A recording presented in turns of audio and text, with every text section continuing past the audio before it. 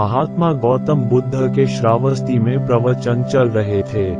प्रवचन में नित्य ही बड़ी संख्या में लोग आते और विविध महत्वपूर्ण व गंभीर विषयों पर बुद्ध से ज्ञान ग्रहण करते। बुद्ध का शिष्य वर्ग भी काफी विशाल था, जो प्रवचन स्थल की व्यवस्था संभालता और बुद्ध की सेवा में सदैव तत्पर रहता। एक बार रात के समय महात्मा बुद्ध प्रवचन दे रहे थे। सदैव की भांति काफी लोग उनके प्रवचन सुन रहे थे। एक व्यक्ति जो बुद्ध के ठीक सामने बैठा था, बार बार नींद के झोंके ले रहा था। बुद्ध थोड़ी देर तक तो प्रवचन देते रहे, फिर उससे बोले, वत्स, सो रहे हो? उस व्यक्ति ने हड़बड़ाकर कहा, नहीं महात्मा। बुद्ध ने पुनः प्रवचन प्रारंभ किए।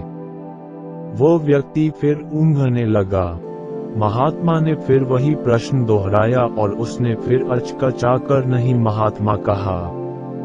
ऐसा लगभग 8-10 बार हो गया। कुछ देर बाद बुद्ध ने उससे पूछा, वत्स, जीवित हो? हर बार की तरह इस बार भी उसने कहा, नहीं महात्मा। ये सुनकर उपस्थित श्रोताओं में हंसी की लहर दौड़ गई और वह व्यक्ति पुनर्तः चैतन्य हो गया।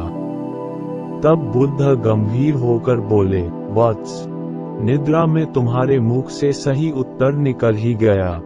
जो निद्रा में है वह मृतक समान ही है। महात्मा बुद्ध का संकेत था कि गुरु से ज्ञान ग्रहण करते वक्त सजगता अत्यंत आवश्यक है।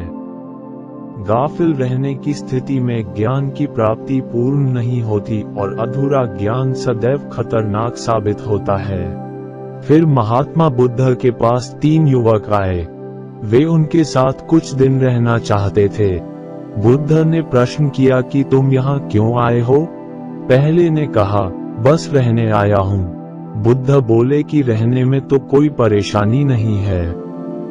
दूसरे का उत्तर था, कुछ जानने आया हूँ। बुद्ध ने उसे समझाया, कुछ जानने के लिए बुद्धि को शुद्ध और मन को समर्पण के योग्य बनाना पड़ेगा। जिसे हम जानना कहते हैं, अधिकांश अवसरों पर वह मात्र जानकारी होती है। ये हमारा भ्रम होता है कि हमने जान लिया। चित्त को एकाग्र किए बिना जो जाना जाता है, वह परमात्मा न होकर हमारा अहंकार होता है। इससे ऊपर उठकर ही हम परमात्मा को देख सकते हैं। तुम मेरे पास रहो या कहीं और रहो, मन का समर्पण और एकाग्रता का होना बहुत जरूरी है। फिर बुद्ध ने तीसरे युवक से पूछा तो उसने कहा कि मैं जीने के लिए यहाँ पर आया हूँ। तब बुद्ध ने कहा कि रहना और जानना इन दोनों से ऊपर की स्थिति है, जीना। जीवन बिताना सरल है, किंतु जीना कठिन है। जीवन को जीने के लिए परमात्मा की अनुभूति आवश्यक है। तीनों युवक बुद्ध की बातों का मर्म जान गए और उनकी बताई राह पर चल पड़े।